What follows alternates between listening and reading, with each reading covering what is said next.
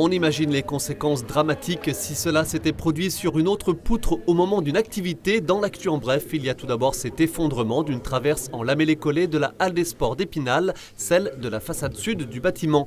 Le détachement s'est produit dans la nuit de vendredi à samedi alors que tout était prêt pour les épreuves ce week-end du championnat de France d'épée déplacé en urgence au centre des congrès. La halle des sports date de 1998. Des expertises vont être prochainement réalisées sur toutes les autres traverses et plus globalement sur l'ensemble de la structure qui accueille chaque semaine 5 à 6 000 personnes, des enfants et des adultes, des écoles ou de clubs sportifs. Un arrêté de péril a été pris, le bâtiment est fermé jusqu'à nouvel ordre. Toutes les activités doivent être délocalisées. Depuis vendredi 18h, le dépôt de candidature est clos. La liste définitive de celles et ceux qui se soumettent au vote en vue des élections législatives est connue.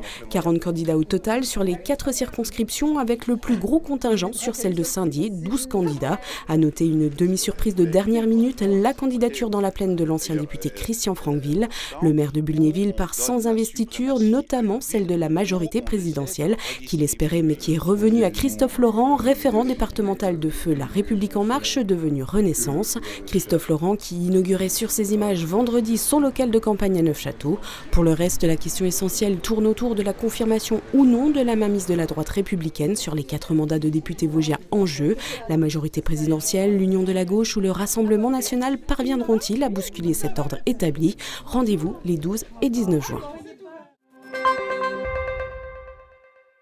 Prix des défis, prix de la communication et de la sérénité, l'équipe pose fièrement devant sa construction, inspirée d'une chapelle gothique, grande gagnante des défis du bois édition 2022. Après une semaine d'efforts, parfois de nuit, l'heure était aux récompenses ce samedi à l'ENSTIB, l'école des ingénieurs du bois d'Épinal. Cette année, les 10 équipes composées d'ingénieurs, de compagnons du devoir et d'architectes ont réalisé des loges sylvestres, comprenaient des refuges pour randonneurs, des structures qui seront installées dans la forêt de Fontenoy-le-Château d'ici 2023.